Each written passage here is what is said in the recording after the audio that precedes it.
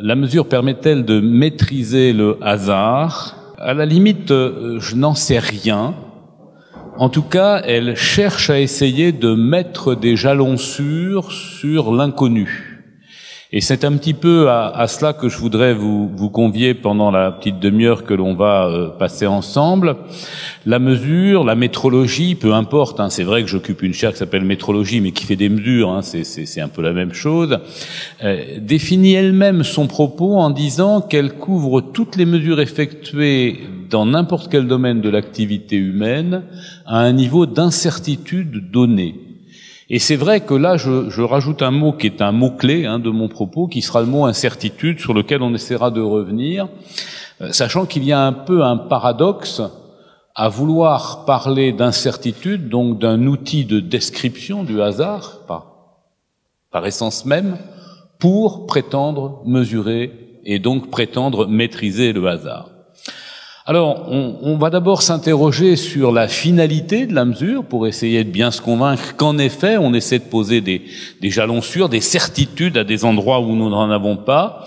Et puis, on parlera un petit peu des exigences qu'il y a autour d'une opération de mesure, j'allais dire, digne de ce nom, afin de voir si on ne part pas quelquefois aux limites de la quantophrénie dans les applications que l'on veut faire de la mesure. Avant de dégager, peut-être de façon un petit peu plus scientifique cette fois, les aspects relatifs à l'évaluation de l'incertitude. D'abord, pourquoi mesure-t-on? Première chose, faire des mesures, c'est en général pour obtenir une information, pour faire quelque chose, c'est utile. Il faut se rendre compte que une mesure ne vaut que par l'acceptation que l'on a de son résultat dans une interaction de nature sociale. Donc la mesure, c'est avant tout un construit social. Pacifier les interactions, assurer la loyauté des échanges. Vous imaginez un monde où on n'aurait pas de caractéristiques de l'objet mesuré qui puisse être déterminé de façon sans doute pseudo-objective pour avoir sa contrepartie financière, développer le troc et autres. Fixer les bornes qui permettent d'affirmer le respect des lois et des réglementations et donc d'imposer de façon sinon légale, du moins légitime, une contrainte sur un certain nombre des éléments de la vie. C'est tout cela la mesure, c'est tout ce besoin que nous avons de caractériser ces éléments.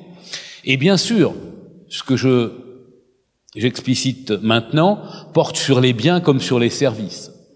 Les outils de développement des systèmes de mesure autour de l'assurance de la qualité des produits, c'est la base de la compétitivité. C'est la base de la capacité à faire des développements technologiques nouveaux, utilisant de plus en plus des systèmes de plus en plus élaborés et aux confins de la connaissance pour les appliquer. C'est enfin ce qui nous permet de valider, comme on l'a vu un petit peu dans la table ronde précédente, si nous allons rester dans un monde plus sûr et plus durable. Mais quel monde aurions-nous si nous n'avions pas confiance dans les outils qui permettent le diagnostic en médecine, qui permettent la thérapie et l'analyse de ces thérapies au travers de toutes ces opérations qui sont les opérations de mesure qui accompagnent finalement nos évolutions technologiques, nos progrès industriels, nos besoins sociétaux. Alors, tout ceci n'est pas le résultat du hasard. C'est le résultat d'une évolution où l'espèce humaine a cherché à comprendre, et quand elle dit comprendre, elle veut dire modéliser les phénomènes qui nous entourent. La mesure, c'est en effet la base de la construction scientifique. L'un de mes prédécesseurs au CNAM, M. Boutry, qui a entre autres créé le laboratoire d'électronique Philips, expliquait qu'il n'était pas possible de réaliser les expériences parmi les plus spectaculaires de la physique moderne, et on pourrait le dire 70 ans après lui, 80 ans après lui, encore aujourd'hui, sans mesurer d'une façon ou d'une autre quelques longueurs, quelques durées, quelques masses, très directement ou d'une autre manière, comme nous l'ont explicité, chacun dans leur genre, Étienne Klein et Alain Aspect aujourd'hui, si vous voulez. Je crois qu'on est sur cette démarche scientifique où l'on observe, on essaie de caractériser l'observation, on modélise, on prédit, on vérifie par la mesure que la prédiction est convenable, à ce moment-là le modèle est validé, ou on constate un écart qui permet d'améliorer le modèle et d'avoir à nouveau une meilleure connaissance du phénomène. Et j'ai coutume de représenter l'équation jaune qui est ici sur fond jaune. Là, bon, alors c'est peu importe, un T2 sur A3 égale constante, c'est la loi qui régit le mouvement des planètes. C'est vieux, ça. Hein, ce sont des éléments qui sont connus depuis bien longtemps. C'est les lois de Kepler. Hein, c'est l'une des lois de Kepler. Mais ce qui est intéressant, c'est que la statue qui est à côté représente deux hommes. C'est une statue qui est dans une ville des Pays-Bas, qui est la ville de naissance de Kepler. Il y a Kepler, mais il y a aussi Tycho Brahe. Tycho Brahe, c'est un astronome qui a fait, en Asie centrale, pendant plus de 40 ans, des observations du mouvement des planètes. Il n'a pas trouvé les lois de Kepler. C'est comme ça. Et Kepler arrive, Kepler qui est un astronome aussi, qui fait des observations, mais qui surtout profite des 40 ans d'observation de Tycho Brahe pour trouver les lois de Kepler. Moi, j'aime à constater que lorsque l'on cherche dans la ville natale de Kepler à représenter Kepler et ses découvertes, eh bien on lui associe celui sans lequel les choses n'auraient pas été possibles, un peu l'obscur, si vous voulez, le tâcheron qui faisait les mesures, hein, on pourrait appeler comme ça, je n'ose pas appeler Tycho Brahe un tâcheron, bien au-delà, hein, bien sûr, mais et qui a joué ce rôle important. Avec une évolution épistémologique forte depuis les prémices du mesurage, au moment où l'on comptait les objets, simplement, le dénombrement, la naissance du nombre, il y a à peu près 8000 ans pour nos civilisations judéo-chrétiennes, dans le croissant fertile. Le passage au continu fait au travers d'Euclide et la géométrie qui va nous permettre d'arrêter de compter mais de représenter de façon continue les choses et d'accéder à la notion de grandeur. Galilée qui exprime la première loi physique, loi de la physique, de proportionnalité entre grandeurs de même espèce, mais de proportionnalité portant sur des rapports de grandeur différentes. Et enfin de Gauss qui, le premier, donne ses lettres de noblesse, je dirais, à la science expérimentale par opposition à la science exacte telle qu'elle pouvait être connue au XVIIIe siècle au travers des mesures du champ magnétique terrestre. Et tout ceci se poursuit aujourd'hui. Et sans doute, avec l'approche que nous avons aujourd'hui des nanosystèmes et des microsystèmes, nous sommes dans l'approche d'une quatrième gap épistémologique où nous allons quitter la logique de la connaissance fixe que nous avons ici pour intégrer la dimension quantique dans notre perception du monde. Autre caractéristique de la mesure sur laquelle je voudrais insister, mesurer, c'est de toute façon procéder à une réduction drastique de la complexité d'un système. Alors on dit oui, bien sûr, hein, pour un microsystème, un nano-objet, on n'arrive pas à bien connaître la structure et il y a une réduction drastique, c'est comme ça que c'est venu. Pas du tout, si vous voulez, pas du tout. Cette réduction, elle se passe dès que vous cherchez à avoir la cote d'une pièce mécanique toute bête. Je vous dirai tout à l'heure qu'on sait aujourd'hui matérialiser le mètre, l'unité mètre, à mieux que 10-10, 10 puissance -11 près, le centième de milliardième. Vous savez, le centième de milliardième sur un objet matériel qui fait 1 mètre, ça n'a pas grand sens. Ça n'a pas grand sens, c'est moins que la distance entre deux atomes qui constituent cet objet. Ce qui veut dire qu'on est en train de parler d'une longueur d'un objet en la définissant comme la distance entre deux plans optiques établis par un système de mesure particulier, interférométrique, qui construit la grandeur elle-même en réduisant la complexité de cet objet qui, à l'échelle où nous le regardons, a une surface qui ressemble énormément à l'Himalaya avec une rugosité considérable que nous n'arrivons pas à décrire. C'est un point qu'il faut que nous gardions en mémoire. Nous ne construisons, nous ne mesurons que des grandeurs que nous avons définies et construites et qui réduisent considérablement la complexité d'un système. C'est en ce sens que nous faisons fi du hasard. Alors quelquefois, ça va beaucoup plus loin. Nous construisons complètement l'objet que nous appelons résultat de la mesure. Ça s'appelle un essai. Ça s'appelle un essai, c'est typiquement ce que vous connaissez tous, la détermination de l'efficacité énergétique d'un système, d'un objet, d'un produit, d'un appartement, A, B, C, D, E. Parfois, quand on creuse un peu la façon dont est déterminée cette chose, on a quelques inquiétudes. Mais bon, si vous ne savez pas comment est construit l'indice de qualité de l'air à Paris, je vais vous dire, aujourd'hui, c'est 7. Mais si vous n'avez pas cet historique, ça ne veut rien dire, 7. Ça ne représente rien. Il faut connaître l'échelle. Il y a eu un séisme d'échelle 8, de magnitude 8, on dit magnitude d'ailleurs souvent, sur l'échelle de Richter. C'est pas vrai, hein, je vous rassure. Vous allez tous faire catastrophique, parce que vous savez que 8 c'est beaucoup, etc. Si je vous le donnais sur l'échelle de Mercalli, vous savez, 8 c'est pas terrible. Hein. Donc on est dans cette logique où la grandeur doit être complètement construite, et on n'est pas très loin de la construction, de la mesure, et je commence à mettre des guillemets, de la satisfaction du client d'un grand opérateur ferroviaire sur la ponctualité des trains. On a défini un protocole pour obtenir une donnée quantitative qui nous permet d'apprécier, évidemment sous certaines réserves, la grandeur correspondante. Et on peut continuer, Les modèles qui sous-tendent tout cela sont essentiels. Alors on peut continuer de façon extrêmement vertueuse en essayant de faire coller une réalité de perception humaine à des éléments reproductibles que nous avons l'habitude de manipuler dans les sciences dites exactes ou observationnelles, même les sciences industrielles. C'est ce qui se passe, par exemple, pour la perception de la vision. Et j'ai des collègues dans mon laboratoire de métrologie qui déterminent la façon dont on peut corréler des observations physiques à la taille, la couleur, la texture, le brillant, l'opacité, même actuellement la translucidité d'un objet. Vous allez me dire quelle importance? L'importance, c'est qu'on va avoir derrière toutes les règles qui fixent le confort visuel, l'ergonomie des dispositifs. C'est toutes les règles qui font que, dans un système de marché, vous allez ou non acheter cette tenue chatoyante qu'il y a en haut à gauche et qui, en général, réveille un peu nos élèves en cours du soir quand on commence à présenter des photos de ce type, si vous voulez, plus que celles de droite, il faut reconnaître. Et également, tout le travail qui fait que lorsque vous vendrez un emballage de flacons de parfum en ayant une ligne de fabrication des bases et une ligne de fabrication des bouchons, il vous faudra caractériser le même vert fluo sur les bases et sur les bouchons, à moins que vous ne souhaitiez pas finalement vendre votre produit parce que il aura des couleurs et des chatoiements différents. Et je peux continuer.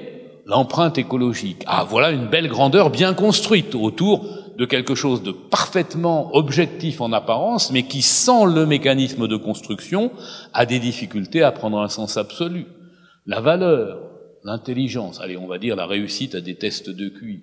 La douleur, vous arrivez à l'hôpital, monsieur, votre douleur sur une échelle de 1 à 10, vous vous situez où? Systématique.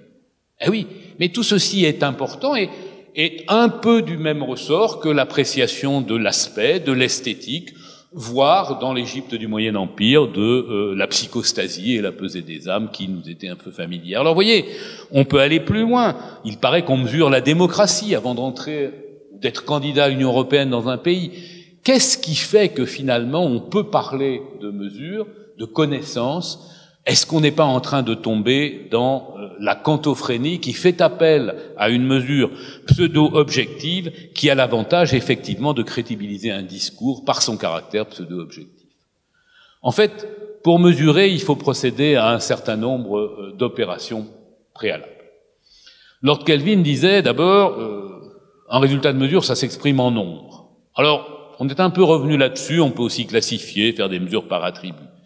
Mais une chose qui est claire, c'est qu'il faut connaître la grandeur que l'on mesure, avoir défini la caractéristique que l'on se propose de mesurer.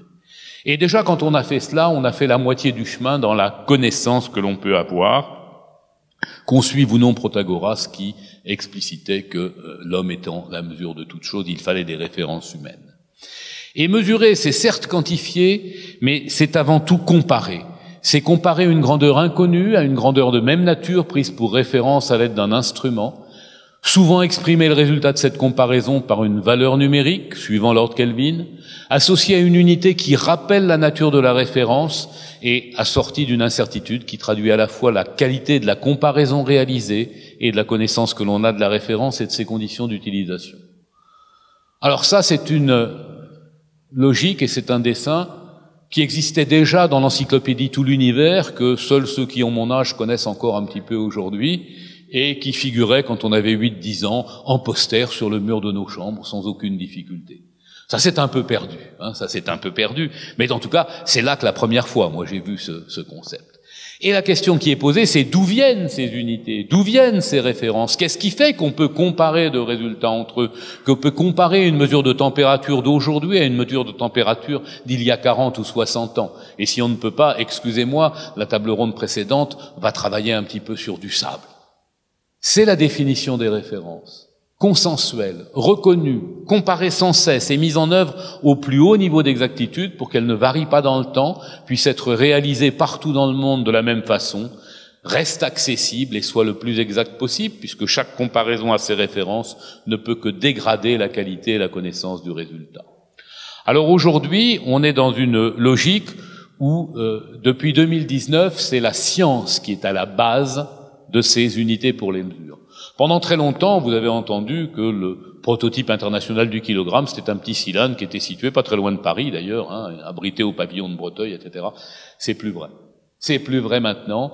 Les constantes qui interviennent dans les lois physiques ont été fixées en ce qui concerne leur valeur numérique pour certaines d'entre elles afin de définir des unités basées sur les phénomènes que nous avons observés et que dans la description scientifique que l'on fait de la réalité, nous pensons juste. C'est peut-être faux. Eh bien écoutez, dans ce cas-là, on y reviendra. Mais aujourd'hui, les théories physiques sur lesquelles sont basées les unités de mesure, on peut dire qu'elles sont même pas fausses. C'est-à-dire qu'il n'y a pas d'expérience qui mette en évidence un défaut de ces théories au niveau d'exactitude des expériences d'aujourd'hui. Demain, on verra demain. Et voyez, quand vous pensez qu'une grandeur est constante, si vous fixez sa valeur numérique, vous définissez l'unité dans laquelle elle s'exprime. C'est ce qui a été fait pour le système international. C'est pas très différent de ce qu'on faisait dans le passé, quand on basait les unités sur des définitions humaines. Pour fixer l'unité, vous aviez la main qui était la main de référence et la poignée, le nombre de grains correspondait à la poignée du roi, du seigneur, de ce que vous vouliez, le pied, etc. Il a fallu attendre tout de même la science éclairée de la Révolution française et mieux de la fin du XIXe siècle et le développement des expositions universelles, à la deuxième révolution industrielle, pour que, un traité international qui s'appelle la Convention du mètre soit établi afin de procéder à cette évolution des unités de mesure et d'assurer la traçabilité des résultats. On peut dire effectivement qu'en 2019, la science est devenue la base de la mesure de toute chose en ce qui concerne les unités et les références. Alors vous avez compris que là, je suis en train de vous parler des grandeurs, qui sont les grandeurs des domaines de l'électrodynamique, la thermodynamique, la physico-chimie, la chimie, la biochimie, la biologie, le rayonnement, etc. Je suis pas en train de vous parler de la satisfaction des clients de la SNCF sur la ponctualité des trains. En termes de méthodologie, nous allons retrouver ces éléments. Les mesures et les essais suivent les mêmes méthodologies, mais évidemment, les questions de référence ne portent que sur les grandeurs qu'on appelle communément les grandeurs accessibles à la mesure. Ce qui est un peu étonnant, c'est que, alors que la physique quantique, la physique atomique, ce sont, on l'a rappelé aujourd'hui, des théories physiques qui, j'ai envie de dire, en 1925, c'est plié, Ça fait 100 ans que c'est plié, cette affaire, et qu'il n'y a pas d'expérience qui mette ça en cause, qui remettent ça en cause. Eh bien, il faut attendre 2019 pour que les unités se calent. C'est-à-dire que les unités deviennent véritablement liées aux constantes qui interviennent ici.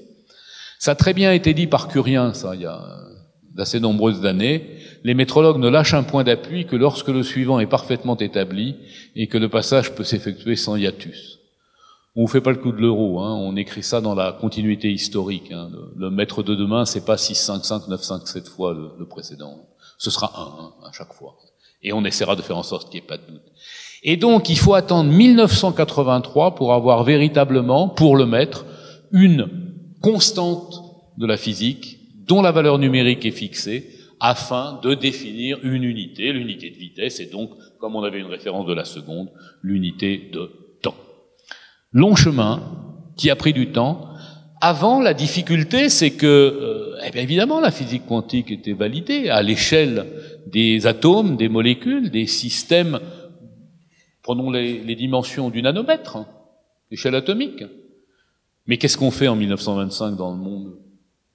On construit des ponts, des routes. On commence à envoyer des éléments dans l'espace proche. On s'intéresse beaucoup aussi à la portée des canons, c'est vrai. Mais tout ceci, c'est le nanomètre? Non, pas du tout, c'est le mètre, le kilomètre, des distances grandes. Or, le passage du petit au grand ne se fait pas avec une exactitude suffisante pour changer les définitions, et on garde donc les définitions les plus utiles aux applications qui sont celles macroscopiques, des prototypes, puis des longueurs d'onde, avant d'arriver à la situation d'avant 2019, qui peu à peu a permis pour les 7 unités qui sont à la base du système d'unités, eh bien de changer les définitions en remplaçant le kilogramme prototype par la fixation d'une constante physique qui s'appelle la constante de Planck, remplaçant les définitions des unités électriques en fixant la charge de l'électron, remplaçant les questions thermiques par la fixation de la valeur numérique d'une constante d'un homme qui s'appelle Boltzmann, c'est le kT, vous savez, de l'agitation thermique habituelle, et puis en gardant bien sûr pour le maître ce C du MC2 qui permet de fixer la vitesse de la lumière dans le vide. Alors tout ceci, si vous voulez, vous allez me dire, c'est une affaire de physicien, ça se situe au niveau des références ultimes, oui et non. Oui, bien sûr, ça modifie avant tout les références ultimes et la façon dont on va assurer la dissémination de ces références pour faire de bonnes mesures. Mais pas seulement. Pas seulement, et je voudrais parler un peu avec vous d'incertitude. Alors vous connaissez certainement ce gag visuel, mais si tout va bien, moi je le vois sur l'écran, vous devriez voir des points noirs clignoter quand vous essayez de fixer cette grille. Et je vais vous demander de les compter, et vous allez me dire on peut pas, et je vous dirai mais ne vous inquiétez pas, si on regarde de près, il y en a pas, et mes enfants vous diraient que je suis totalement incapable de faire clignoter des points sur un écran comme ça. Ça, c'est pas ma génération, c'est comme ça, j'ai pas appris. Bon, je pourrais peut-être, mais il y a un gros travail derrière. Non, ce qui se passe, c'est que tout a été calculé. La taille des noirs, le niveau des grilles, la taille des ronds blancs, pour que vous ayez l'impression de voir des points noirs avec votre instrument de mesure, qui est votre système psychovisuel. Ce qui veut dire que l'objet, l'environnement de cet objet, le noir, le gris, etc., l'instrument, votre système psychovisuel, modifient le résultat de mesure, ont une influence sur le résultat de mesure. Vous ne pouvez pas garantir que vous allez accéder à la grandeur que vous prétendez mesurer. Et ça veut dire qu'il y a une troisième exigence au-delà de la définition de la grandeur et de la disposition de référence, c'est d'avoir bien défini, bien validé la méthode que l'on va mettre en œuvre pour réussir à accéder à la connaissance que l'on recherche. Exemple trivial avec cette masse inconnue sur ce plateau de la balance, vous cherchez quoi pour la grandeur? La masse dans le vide ou la masse dans l'air? C'est pas pareil, hein. Il y a un truc qui s'appelle la poussée d'Archimède, il va falloir corriger des choses de ce type.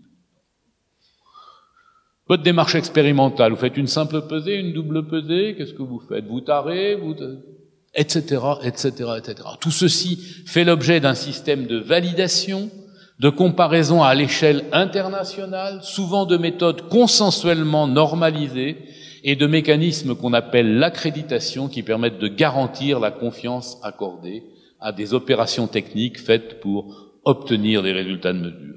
Avoir et inspirer confiance dans le résultat, c'est le mécanisme de l'accréditation qui permet de ceci. Et il va falloir, à un moment donné, accepter de ne pas tout connaître. Accepter qu'on peut faire des erreurs de mesure, qu'on peut se tromper, mais qu'on peut essayer d'estimer celle-ci pour apprécier la confiance que l'on a dans un résultat et l'exprimer quantitativement.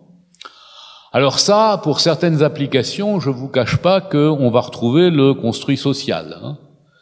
Imaginez la problématique d'embarquer sur un méthanier du gaz liquéfié dans un port du Moyen-Orient par 50 degrés au soleil, de faire le tour du Cap de Bonne-Espérance et de le débarquer par 2 degrés à Rotterdam ou ailleurs. Vous en avez pas mal perdu en chemin, parce qu'évidemment, comme c'est du gaz liquéfié, il faut bien à un moment donné, puisqu'il est froid, permettre qu'il s'évapore un peu. Dans les transferts aussi, vous en avez perdu. Pourtant, vous avez compris que la facture correspondante ne va pas supporter le concept d'incertitude. En tout cas, on n'a pas encore réussi à expliquer ça aux agents financiers. Ce qui veut dire qu'il va falloir définir clairement un protocole avec des seuils qui garantissent que l'incertitude sur la mesure que l'on fait de la masse transportée, ce sera le volume d'ailleurs, ce qui est un peu dommage, ça devrait être la quantité de matière. Réfléchissez un jour quand vous faites le plein de savoir ce que vous voulez acheter, si c'est vraiment un volume, une masse ou un nombre d'atomes. Bon, pour l'instant, ça se vend en volume, qu'est-ce que vous voulez, c'est comme ça, ok? Eh bien, il va falloir accepter ce concept d'incertitude et l'encadrer dans le socialement acceptable.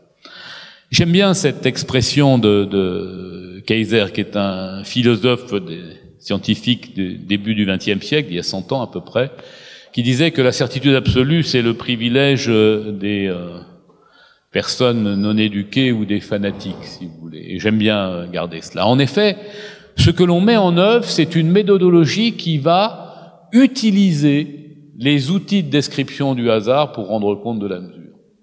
En fait, il y a 3 étapes dans une opération d'analyse d'une opération de mesure. D'abord, fixer le protocole. Et vous avez compris que ça s'applique autant aux mesures qu'aux essais. On définit toutes les opérations techniques qui vont être réalisées pour avoir le premier résultat.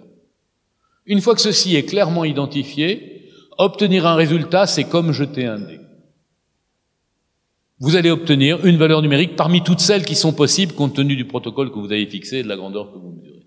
Alors le dé est pipé, il va plutôt vous donner la valeur vraie du résultat de mesure, parce que vous avez fait en sorte que les erreurs de mesure soient limitées. Mais on va adopter cette démarche, c'est comme jeter un dé, c'est un résultat de nature statistique. Et quand on va tenir compte des différentes causes d'erreur qui vont venir troubler le chemin entre cette grandeur inconnue et le résultat, on va appliquer un deuxième principe, là encore que les politiques n'aiment pas beaucoup, parce que c'est pas tout à fait le principe de précaution, qui est de dire que le pire n'arrive, j'écris quelquefois jamais, et là ce soir j'ai pas osé, si vous voulez, j'ai mis presque jamais. En fait, les statistiques sont là pour nous dire combien souvent le pire peut arriver. Et on va pas se placer toujours dans le cas extrême où toutes les causes d'erreur iraient dans le sens le plus pénalisant pour nous. On va essayer d'analyser statistiquement, sobrement, raisonnablement, ce qui peut arriver de plus probable. À partir de là, pour pouvoir dire qu'une grandeur se situe dans un intervalle, puisqu'on aura ces paramètres de dispersion, il faudra faire des hypothèses sur la distribution possible des résultats, et c'est là où on aura notre 3e postulat de la mesure, qui est en fait celui de Poincaré citant Gabriel Lippmann. Gabriel Lippmann, c'est le père de la photographie en couleur, au cas où vous ne le sauriez pas, c'est un Français, d'ailleurs, Lippmann, toulousain. Chacun croit en la distribution gaussienne des erreurs, les mathématiciens parce qu'ils pensent que ça résulte de l'expérience, et les physiciens parce qu'ils pensent que c'est une loi mathématique qui le dit. Et ce qui est admirable, c'est que l'un ou l'autre est ou sont vrais. Dans les 2 cas, nous avons de bonnes raisons d'aller vers cette hypothèse, sauf évidemment si d'emblée elle est battue en brèche par la réalité de la grandeur elle-même. Et c'est à partir de là qu'on pourra expliciter une incertitude attachée à chaque résultat, et donc exprimer la confiance que l'on a dans des résultats de mesure.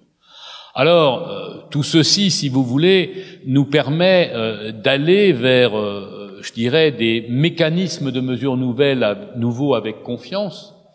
Tout à l'heure, j'évoquais l'évolution de la définition du mètre, en vous disant, mais qu'est-ce qui s'est passé? Qu'est-ce qui va se passer?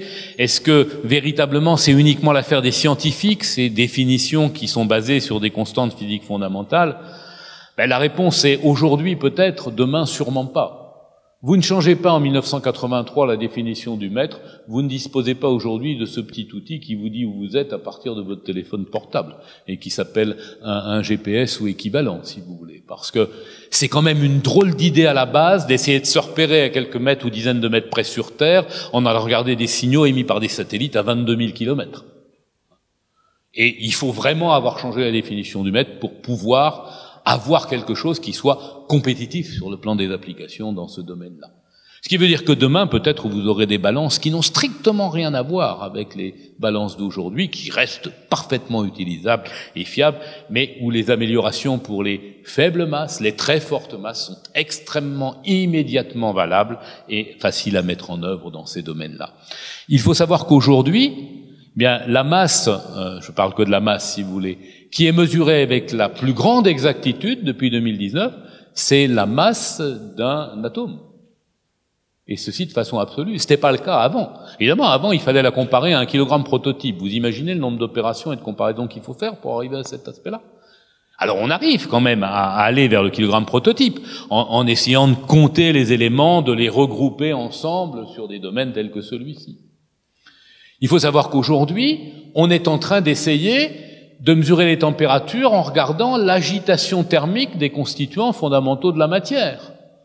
Vous allez me dire, mais ça on sait bien, dans un gaz, les atomes froids, ça fait 30 ans qu'on en parle, c'est Cohen-Tanucci, c'est Haroche, c'est tous ces gens, peut-être demain Dalibard, médaille d'or du CNRS, tout de même, il y a très peu de temps. Bon voilà, oui, bien sûr, mais on est actuellement en train d'essayer de le faire à température ambiante et pour un solide.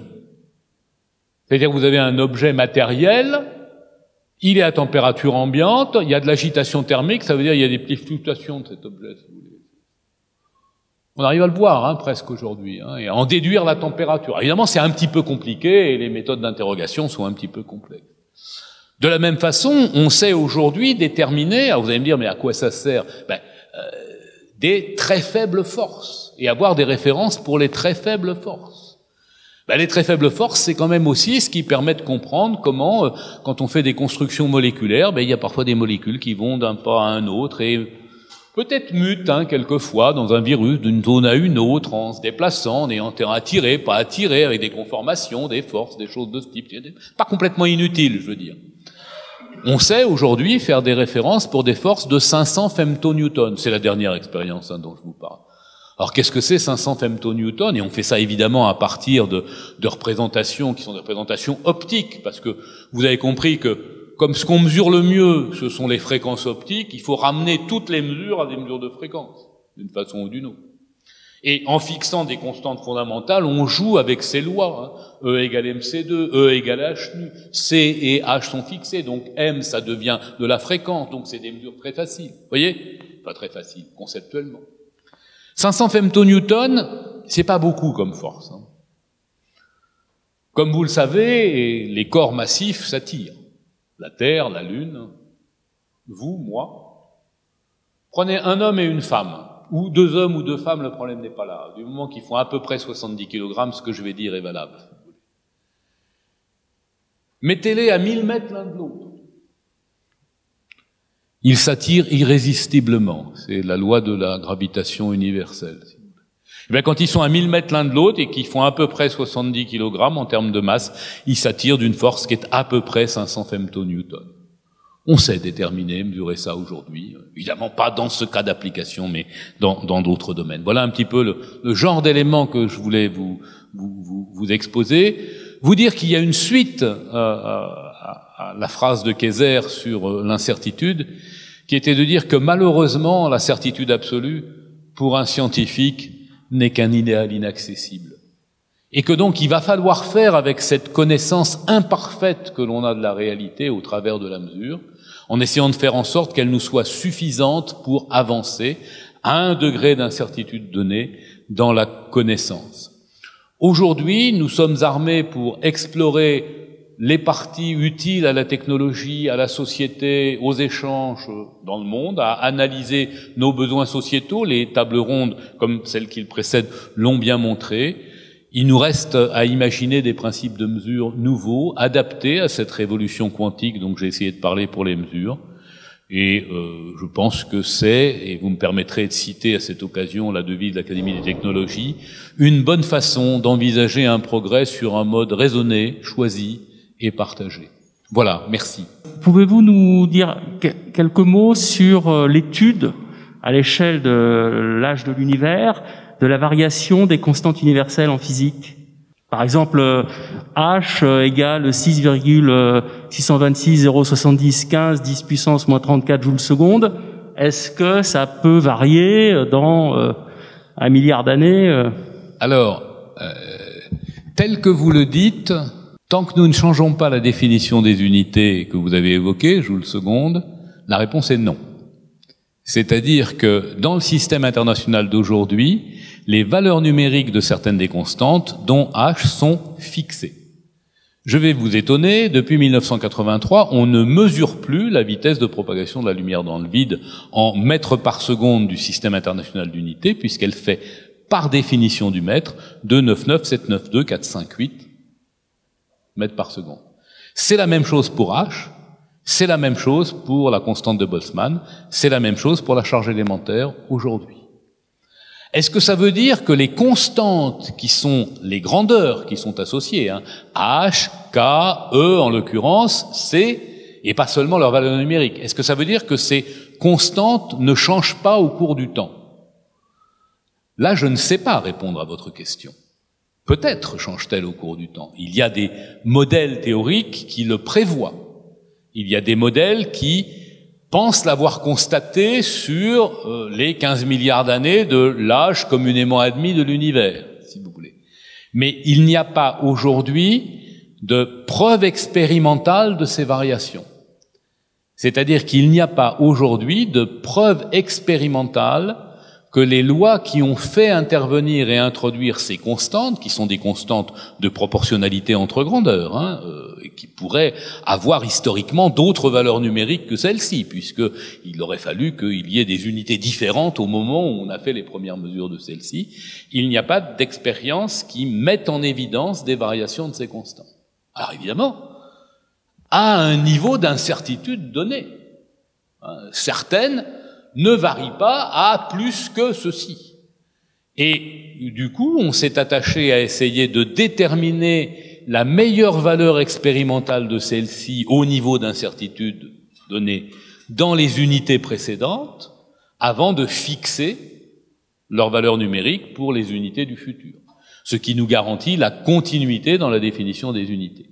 Mais varie-t-elle au cours du temps? Aujourd'hui, il n'y a pas de preuve expérimentale. Si demain il y en a, il sera toujours temps de changer de définition. Mais voyez que pour se rendre compte qu'elle varie au cours du temps, c'est pas dans le système international d'unité qu'il faut les mesurer. C'est en interrogeant les lois qui les font intervenir pour les faire tomber en défaut ou constater des écarts ou des compléments nécessaires à ces lois. Certains de ces compléments sont déjà connus aujourd'hui, si vous voulez. Des physiciens vous diront, non mais on sait bien que C n'est pas constant. On sait bien que la valeur de C dépend de tout un tas de choses, en particulier du champ de gravitation qu'il peut y avoir autour. La définition du mètre ne prévoyait pas, si vous voulez, que la lumière allait en ligne droite. Elle était suffisamment prudente en 83, et comme maintenant elle n'en parle plus du tout, ça pose pas de problème. Cette définition supporte une approche de relativité générale. C est constant, c'est tout, etc. D'autres vous disent, mais on sait bien que C dépend de l'intensité des ondes lumineuses. Oui, effectivement, il y a un modèle qui prévoit cela, mais enfin qui prévoit que ça commence à être sensible par rapport à l'exactitude pratique des mesures que l'on peut faire à partir de là, à 10 puissance moins 24 près, si vous voulez. On a quand même encore une bonne douzaine d'ordres de grandeur tranquille, donc on verra, on verra. Mais c'est ça la logique actuelle. Les métrologues sont des pragmatiques. On nous dit souvent, mais pourquoi 7 unités et grandeur de base? Et il faut être très honnête. Au comité Sciences et Métrologie de l'Académie des Sciences, qui me fait l'honneur de me prendre comme invité permanent, parce qu'il faut bien qu'il y ait des gens qui soient un peu pratiques. Oh, la seconde, d'accord. Le mètre, ok. D'accord. H, ok. Mais à partir de la température, c'est plus... c'est autre chose, ça, c'est pour certains d'entre eux, etc. Et c'est fondé, bien sûr c'est fondé, c'est des échelles. Il n'empêche qu'en pratique, ça sert. Il n'empêche qu'en pratique, nous avons une conscience différente de la durée et de la longueur. Tu dis la distribution normale, c'est une affaire de mathématiciens ou d'expérimentateurs. Pour moi, ça a toujours été une affaire de mathématiciens, ça m'arrangeait bien pour faire des statistiques simples. Est-ce qu'il y a une physique derrière qui sous-tend qu'il y a des distributions normales ou gaussiennes, en fait? Quand je dis c'est une question expérimentale, d'abord, en mathématiques, tu as des lois qui montrent qu'une superposition de variables aléatoires indépendantes dont aucune ne domine, éventuellement même pas de même loi toutes, un théorème de Lyapunov, qui converge en loi vers une distribution gaussienne, si tu veux. C'est en ce sens-là qu'on dit que c'est une loi mathématique qui le prévoit, évidemment, avec des conditions initiales de superposition qui sont clairement définies. Sinon, comme tout théorème mathématique, il y a des conditions d'application. Sur le plan expérimental, si tu veux, la réalisation d'un grand nombre d'expériences dans des conditions de répétabilité s'ordonne selon des lois qui, la plupart du temps, satisfont à des tests statistiques de normalité. Donc la question initiale pour cette synthèse, donc je la rappelle, c'était la mesure permet-elle de maîtriser le hasard? Et la première chose que vous avez répondu, c'était que la mesure permettait de mettre des jalons sur l'inconnu pour nous permettre d'échanger avec les mêmes définitions, pour pouvoir avoir confiance dans les objets que nous échangeons les uns les autres, et aussi pour pouvoir faire toutes ces mesures très précises que nous utilisons tous les jours, notamment par exemple le GPS. Si nous avons une erreur d'1 microseconde sur un temps calculé au niveau du téléphone, ça fait une imprécision de 300 mètres. Et 1 microseconde, on la donnerait bien de notre vie à n'importe qui. Et pourtant, on en est là. Donc plus on avance et plus on utilise ces technologies-là, et plus on aura besoin des travaux que Monsieur Imbert et son équipe développent et dont nous ne sommes pas si conscients que ça dans la vie de tous les jours. Finalement, il y a une autre question qui est apparue, c'était qu'est-ce qui se passe à la 14e décimale de ce nombre? Est-ce que ça pourra évoluer? Il y a une chose que la mesure ne pourra pas répondre, c'est dans quelle mesure le hasard va nous faire corriger ces lois sur lesquelles nous basons tous nos principes. Nous avons utilisé ces unités qui nous permettent d'avoir des précisions redoutables et qui nous donnent extrêmement confiance dans les modèles qui ont été développés jusqu'à aujourd'hui. Je me suis amusé à m'imaginer qu'est-ce qui se passerait si quand Monsieur Imbert va acheter des pommes au supermarché, si la balance du carrefour du coin le satisfait ou pas du tout.